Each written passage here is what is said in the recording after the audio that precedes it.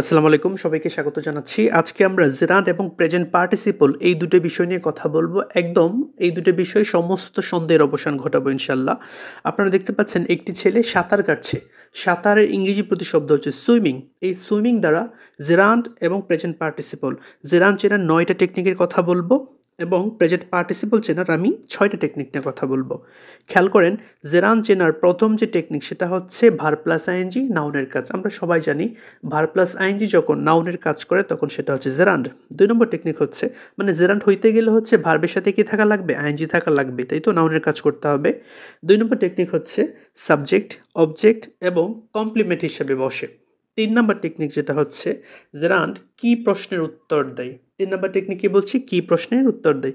4 নম্বর technique হচ্ছে ভার্বে, main ভার্বের আগে ভার প্লাস আইএনজি, সেটা হবে জেরান্ড। 5 নম্বর টেকনিক হচ্ছে ট্রানজিটিভ ভার্বের পরে, ট্রানজিটিভ ভার্বের পরে বসে, তার মানে কি অবজেক্ট বসে, আর অবজেক্টের জায়গায় যদি বসে সেটাও কি জেরান্ড। 6 নম্বর টেকনিক খুব ইন্টারেস্টিং, প্রিপোজিশনের পরে, প্রিপোজিশনের পরে ভার প্লাস আইএনজি, সেটা হবে কি জেরান্ড। তারপর 7 নম্বর হচ্ছে পজিটিভের পরে বসে। শোনেন, পজিটিভের পরে নাউন বসে, তার মানে পজিটিভের পরে কি বসে? জেরান্ড বসে। তার মানে পজিটিভের পরে যদি ভার প্লাস আইএনজি থাকে সেটাও কি হবে? জেরান্ড। 8 নম্বর টেকনিক হচ্ছে ডিটারমিনারের পরে, ডিটারমিনারের পরে যেহেতু নাউন বসে, তার মানে ডিটারমিনারের পরে কি বসে আবার বলেন তো? ডিটারমিনারের পরে জেরান্ড বসে। এবং 9 নম্বর টেকনিক, সেটা খুব ইন্টারেস্টিং, জেরান্ড যেটা হবে সেটা হচ্ছে স্থির কিছু বোঝাবে। তার মানে খেয়াল করেন, জেরান্ড চেনার আমি কয়টা টেকনিক বললাম? 9টা টেকনিক। আমি বিশ্বাস করি আজকে এই সেশনের পরে জেরান্ড নিয়ে আপনাদের কোনো সমস্যা থাকবে না, কোনো সমস্যা থাকবে না। আপনারা যেটা করবেন, এই যে টেকনিকগুলোর একটা স্ক্রিনশট রেখে দেবেন অথবা খাতায় আপনারা লিখবেন, হ্যাঁ। এইবার আমি কিছু বাক্য বলি, খেয়াল করেন। সুইমিং ইজ মাই হবি। এখানে সুইমিংটা কি? অবশ্যই সুইমিংটা জেরান্ড। এই সুইমিংটা কেন জেরান্ড? খেয়াল করেন, প্রথমত এটা হচ্ছে সাবজেক্টের জায়গায় বসছে, তার মানে সাবজেক্টের জায়গায় যেহেতু বসছে তার মানে এটা কি নাউন। আবার খেয়াল করেন, এটা কিন্তু কি প্রশ্নের উত্তর দেয়? কি আমার হবি? সেটা হচ্ছে সুইমিং, তার মানে এটা কি, এটাও কি জেরান্ড। পরে খেয়াল করেন, এটা বসছে কিন্তু মেইন ভার্বের আগে। মেইন ভার্ব কোনটা এখানে বলেন তো? ইজ হচ্ছে এখানে মেইন ভার্ব, মেইন ভার্বের আগে বসছে, তার মানে এটাও কি হবে? জেরান্ড। তার মানে হচ্ছে, আবার দেখেন এই যে সুইমিং, সুইমিং হচ্ছে আমার হবি, তার মানে সুইমিংটা কিন্তু স্থির, তার মানে এই সুইমিংটা হচ্ছে কি জেরান্ড। আশা করি বুঝতে পেরেছেন। পরে একটা বাক্য বলছি, আই লাইক সুইমিং। এখানে সুইমিংটা কি? নিঃসন্দেহে জেরান্ড। কেন জেরান্ড? খেয়াল করেন, প্রথমত হচ্ছে সুইমিংটা হচ্ছে এখানে অবজেক্ট। কেন অবজেক্ট বলেন তো? লাইক হচ্ছে একটা ট্রানজিটিভ ভার্ব, ট্রানজিটিভ ভার্বের পরে যেটা বসে সেটা হচ্ছে অবজেক্ট, তার মানে এটা অবজেক্টের স্থানে বসছে, এটা ট্রানজিটিভ ভার্বের পরে বসছে। আবার খেয়াল করেন, এটা কিন্তু কি প্রশ্নের উত্তর দেয়? আমি কি পছন্দ করি? সেটা হচ্ছে আমি সুইমিং পছন্দ করি, তার মানে এটা কি হবে? জেরান্ড। খুবই সহজ, আমি আশা করি বুঝতে পেরেছেন। পরে একটা বাক্য বললাম, I am fond of swimming. এখানে সুইমিংটা কি? খুবই সুন্দর, তার মানে দেখেন সামনে একটা কি আছে বলেন? প্রেপোজিশন আছে। প্রেপোজিশনের পরে ভার্ব প্লাস আইএনজি, সেটা অবশ্যই কি হবে? জেরান্ড। পরে খেয়াল করেন, মাই হবি ইজ সুইমিং। এখানে সুইমিংটা কি? এখানে সুইমিংটা জেরান্ড। কেন জেরান্ড? খেয়াল করেন, মাই হবি হচ্ছে সাবজেক্ট, মাই হবি কি সাবজেক্ট অথবা নাউন ফ্রেজ, অথবা আমরা নাউন বলছি। এইটার কমপ্লিমেন্ট, তার মানে হচ্ছে এটা সাবজেক্টের কমপ্লিমেন্ট, তার মানে আমরা বলছিলাম সাবজেক্ট অবজেক্ট কমপ্লিমেন্ট হিসেবে কি বসে বলেন তো? জেরান্ড বসে। পরে খেয়াল করেন, he insisted on my swimming. এখানে সুইমিংটা কি হবে? এখানে সুইমিংটা হচ্ছে জেরান্ড। কেন জেরান্ড? দেখেন সামনে একটা কি আছে? পজিটিভ আছে, পজিটিভের পরে নাউন বসে, তার মানে পজিটিভের পরে কি বসে? জেরান্ড বসে। পরে খেয়াল করেন, I like the swimming of Michael Phelps. আমি মাইকেল ফেলপসের সাঁতার পছন্দ করি। এখানে সুইমিংটা কি? এখানে সুইমিংটা হচ্ছে জেরান্ড। কেন? খেয়াল করেন, সামনে কি আছে? একটা ডিটারমিনার আছে, ডিটারমিনারের পরে হচ্ছে কি আছে? সুইমিং আছে, তার মানে সুইমিংটা কি হবে? জেরান্ড। তবে আপনাদের জ্ঞাতার্থে জানিয়ে রাখি, দ্য সুইমিং অফ এখানে সবটা মিলে হবে verbal noun, the swimming of সবটা মিলে ভার্বাল নাউন, কিন্তু সুইমিংটা হচ্ছে কি জেরান্ড। আশা করি এই যে এখানে 6টা বাক্য আমি লিখলাম, 6টা বাক্যের মাধ্যমে আশা করি আপনারা জেরান্ড চেনার আর কোনো সমস্যা থাকবে না। আমরা 9টা টেকনিক বলছিলাম, এখানে 6টা বাক্য বলেছি, আশা করি বুঝতে পেরেছেন। এইবার আমরা প্রেজেন্ট পার্টিসিপল চেনার আমরা কতগুলো টেকনিকের কথা বলবো। প্রেজেন্ট পার্টিসিপল চেনার টেকনিক, প্রথম যে টেকনিক সেটা হচ্ছে ভার্ব প্লাস আইএনজি কিসের কাজ বলেন তো? অ্যাডজেক্টিভের কাজ। ওকে, ভার্ব প্লাস আইএনজি যখন অ্যাডজেক্টিভের কাজ করবে তখন সেটা কি হবে? Present participle. 2 নম্বর টেকনিক হচ্ছে আর্টিকেল এবং নাউনের মাঝে বসবে। আর্টিকেল এবং নাউনের কি? মাঝে বসে। 3 নম্বর টেকনিক হচ্ছে এটা কেমন প্রশ্নের উত্তর দেয়? কেমন প্রশ্নের উত্তর দেয়। 4 নাম্বার টেকনিক হচ্ছে খুব ইম্পোর্টেন্ট, খুবই ইম্পোর্টেন্ট, মাথায় রাখবেন। এটা হচ্ছে কি? গতিশীল।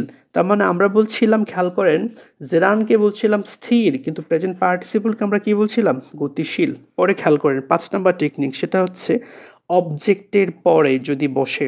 অবজেক্টের পরে, তার মানে অবজেক্টের পরে যদি ভার্ব প্লাস আইএনজি থাকে সেটাও কি হবে? Present participle. পরে 6 নাম্বারটা, যেটা পরীক্ষার জন্য খুব গুরুত্বপূর্ণ, এটা এখানে ম্যাক্সিমাম ছেলেমেয়েরা হয়তো পারে না, সেটা হচ্ছে কমা এর আগের ফ্রেজ এ ভার্ব প্লাস আইএনজি। তার মানে আমরা বলছিলাম কমার আগে যদি একটা ফ্রেজ থাকে, এখানে যদি ভার্ব প্লাস আইএনজি থাকে, সেই ভার্ব প্লাস আইএনজিটা কি হবে? সেটা হচ্ছে প্রেজেন্ট পার্টিসিপল। খেয়াল করেন, আমরা প্রেজেন্ট পার্টিসিপল চেনার কয়টা টেকনিক বললাম বলেন তো? 6টা। ওকে, বাট এর মধ্যে সবচেয়ে গুরুত্বপূর্ণ টেকনিক হইতে পারে কোনটা? জেরান প্রেজেন্ট পার্টিসিপলটা কি? গতিশীল। পরে খেয়াল করেন এখানে কতগুলো বাক্য আমরা বলি। প্রথম যদি বলি, I saw a swimming boy in the river. আমি একটা সুইমিং বয় দেখছি নদীতে। ওকে, এখন সত্য কথা হচ্ছে এই ছেলেটা কিন্তু আমি, যাকে দেখতে পাচ্ছেন সে আমি নিজে। Okay, I saw a swimming boy in the river. এখানে সুইমিংটা কি? ওকে, সুইমিংটা হচ্ছে এখানে প্রেজেন্ট পার্টিসিপল। কেন প্রেজেন্ট পার্টিসিপল? খেয়াল করেন, আর্টিকেল এবং নাউনের মাঝে বসছে। এ হচ্ছে একটা আর্টিকেল, বয় হচ্ছে একটা নাউন। আর্টিকেল এবং নাউনের মাঝে বসছে, তার মানে এটা হচ্ছে কি? Present participle. আবার খেয়াল করেন, সুইমিং বয়, এই সুইমিং বয় কিন্তু কেমন বয়? সুইমিং বয়। আমরা বললাম কেমন প্রশ্নের উত্তর দিলে সেটাও কি হবে? সেটাও হবে কি? Present participle. আবার এই যে সুইমিং বয় মানে সাঁতরাচ্ছে এমন একটা ছেলে, এটা কি মিন করছে বলেন? গতিশীল মিন করছে। তার মানে এটা যে প্রেজেন্ট পার্টিসিপল, আশা করি আপনাদের কোনো সমস্যা থাকবে না। পরে খেয়াল করেন, I so A boy swimming in the river. খেয়াল করেন প্রথম বাক্যটা, I so A swimming boy in the river, পরে বললাম I so a boy swimming in the river. তার মানে এই দুটো বাক্য কিন্তু খেয়াল করেন, এ সুইমিং বয় আর এ বয় সুইমিং। তার মানে নাউনের ঠিক পরে যদি ভার্ব প্লাস আইএনজি থাকে সেটাও কি হবে? প্রেজেন্ট পার্টিসিপল হবে। আর এ বয় সুইমিং মানে হচ্ছে সুইমিং বয়। ওকে, পরে খেয়াল করেন, আই এম সুইমিং, এখানে সুইমিংটা কি? সুইমিংটা অবশ্যই কি? Present participle. পরে খেয়াল করেন, আই ফাউন্ড হিম সুইমিং। তার মানে দেখেন, হিম হচ্ছে একটা অবজেক্ট। আমরা বলছিলাম অবজেক্টের পরে যদি ভার্ব প্লাস আইএনজি থাকে সেটা কি হবে? সেটা হবে প্রেজেন্ট পার্টিসিপল। তার মানে এটা কি হবে? Present participle. এইবার আমি একটা বাক্য বলবো, এটা হচ্ছে একটু কঠিন বাক্য, আশা করি এটা আপনাদের জন্য আমি রেখে দিব, কোনটা হবে সেটা আপনারা বলার চেষ্টা করবেন। Swimming for an hour, the swimming boy left the swimming pool. এই যে বাক্যটা, এখানে 3টা সুইমিং আছে, কোনটা কি হবে সেটা আপনারা বলার চেষ্টা করবেন।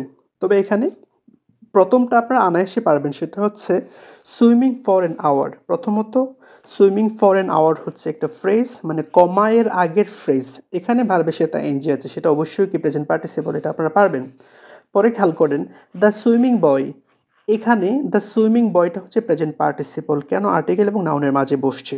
ওকে, পরে খেয়াল করেন, the swimming boy left the swimming পুল, এইটা খেয়াল করেন, দ্য সুইমিং পুল, এটাও কিন্তু আর্টিকেল এবং নাউনের মাঝে বসছে। পুল একটা নাউন, দি হচ্ছে একটা আর্টিকেল। এখন সুইমিং পুলটা কি হবে? এই যে সুইমিং পুলের সুইমিং, এটা হচ্ছে জেরান্ড। কেন জেরান্ড? খেয়াল করেন, এটা হচ্ছে স্থির। তার মানে আমরা বলেছিলাম যদি স্থির কোনো কিছু বোঝায় সেটা হচ্ছে কি? সেটা হবে জেরান্ড। আর যদি গতিশীল হয় তাহলে সেটা কি হবে? Present participle. তার মানে swimming for an hour, the swimming boy left the swimming pool. এখানে সুইমিং ফর অ্যান আওয়ারের সুইমিংটা হচ্ছে প্রেজেন্ট পার্টিসিপল, তারপরে সুইমিং বয়ের সুইমিংটা হচ্ছে কি? প্রেজেন্ট পার্টিসিপল, কিন্তু সুইমিং পুলের সুইমিংটা হচ্ছে কি? জেরান্ড। এটা কেন জেরান্ড? কারণ খেয়াল করেন, সুইমিং পুল একটা কম্পাউন্ড নাউন। পুল তো সুইম করতে পারে না, কিন্তু বয় কি করতে পারে? সুইম করতে পারে। তবে এই বিষয়টাকে মনে রাখার জন্য একটা সুপার টেকনিক, সেটা হচ্ছে খেয়াল করেন, সুইমিং বয়, এটাকে যদি আপনি মাঝখানে ইজ দ্বারা বাক্য গঠন করতে পারেন তাহলে সেটা কি হবে? Present participle. আর যদি ফর দ্বারা বাক্য গঠন করতে পারেন সেটা হচ্ছে জেরান্ড। খেয়াল করেন, সুইমিং বয়ের দিকে তাকান, সুইমিং বয়, তার মানে আমরা বলতে পারি বয় ইজ সুইমিং। আবার সুইমিং পুল, এখানে পুল ইজ সুইমিং বলা যায় না, এখানে বলা যায় কি বলেন তো? পুল ফর সুইমিং। তার মানে একটা গুরুত্বপূর্ণ বিষয় পেলাম, সেটা হচ্ছে আর্টিকেল এবং নাউনের মাঝে যদি ভার্ব প্লাস আইএনজি থাকে সেখানে আমরা যদি ইজ দ্বারা বাক্য গঠন করতে পারি সেটা প্রেজেন্ট পার্টিসিপল, আর যদি ফর দ্বারা বাক্য গঠন করতে পারি সেটা হচ্ছে জেরান্ড। এইবার আমি কয়েকটা প্রশ্ন রেখে গেলাম, আপনারা হচ্ছে কমেন্ট সেকশনে এটা উত্তর দেওয়ার চেষ্টা করবেন। ওয়াকিং ম্যান, এ ওয়াকিং ম্যান, তারপর হচ্ছে এ ওয়াকিং পাথ, এ রিডিং বয়, এ রিডিং রুম, তারপরে এ ওয়েটিং ম্যান, এ ওয়েটিং রুম। এখানে 6টা আমি শব্দ বলেছি। ওকে, 6টার মধ্যে কি আছে? ভার্ব প্লাস আইএনজি আছে। এখন আপনারা কমেন্টসে জানাবেন কোনটা হচ্ছে প্রেজেন্ট পার্টিসিপল, কোনটা হচ্ছে জেরান্ড। আমি আশা করি আজকের এই ক্লাসের মাধ্যমে জেরান্ড এবং প্রেজেন্ট পার্টিসিপল আপনাদের সমস্ত ডাউট ক্লিয়ার হয়ে গেছে। আপনাদের সবাইকে অসংখ্য ধন্যবাদ।